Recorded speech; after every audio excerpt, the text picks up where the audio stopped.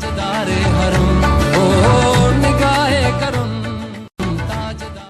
रहीम। अस्सलामु अलैकुम। पाकिस्तान जिंदाबाद। लिल्ला जमास में आप सबको खुशामदीद। अल्हम्दुलिल्लाह हेल्प प्लस रजिस्टर के ज़ेरे एहतमाम 6 मुख्तलिफ मकामात पर नलके लगाए गए हैं और अल्हम्दुलिल्लाह हर नलके का पानी बेहतरीन मीठा निकला है और इसका अतिया दिया है ख्वाजा मुख्तार जरगर साहब और उनकी फैमिली ने।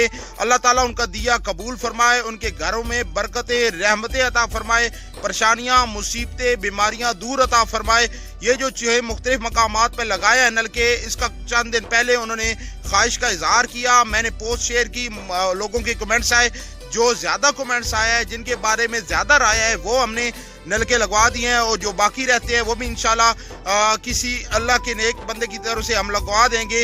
अपील करेंगे, कोई अल्लाह का नेक बंदा हुआ, कोई अपने लिए सदका जारिया बनाना चाहता हुआ या अपने प्यारों के लिए साले सवाब करना चाहता हुआ, तो उनकी दी हुई अतिया से इंशाल्लाह हम वो भी नलके लगवा देंगे।